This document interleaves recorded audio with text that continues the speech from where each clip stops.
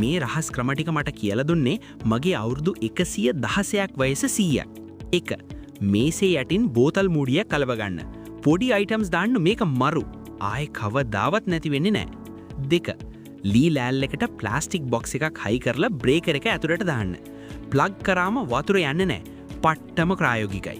3. Paint බෝතලේ මූඩිය නැති වුණාම හීට් ගන් එකකින් රත් කරලා කට හිර කරන්න. පාවිච්චි කරන්න ලේසි, පෙරෙන්නෙත් නැහැ. 4.